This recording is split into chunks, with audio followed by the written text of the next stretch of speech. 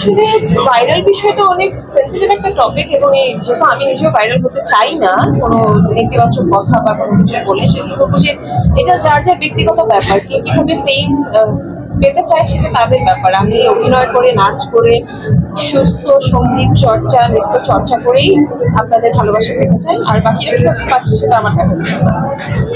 গানটা সম্পর্কে আমার খুব একটা আইডিয়া নেই। গানটা ফোক গান এটা আমি জানি, কিন্তু এটা পুরোনো গান, অবশ্যই লোকসঙ্গীত পুরোনোই হবে স্বাভাবিক, কিন্তু সেটাকে নতুন ভাবে আধুনিক ভাবে তুলে ধরা হয়েছে, কিন্তু অনেক বড় একটা আমি বলবো যে অ্যাচিভমেন্ট। কারণ লোকগানকে বাংলা সিনেমায় নতুন ভাবে তুলে ধরাটাই কিন্তু সবচেয়ে বেশি জরুরি। শাকিব জন্য আজকে এই গানটা এত ফেমাস হয়েছে, সেটা একটা ভালো দিক।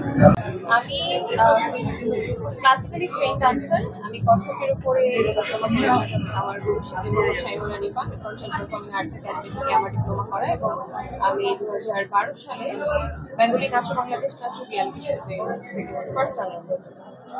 আমি মুভি করেছি, মুভিতে নাচ করা হয়।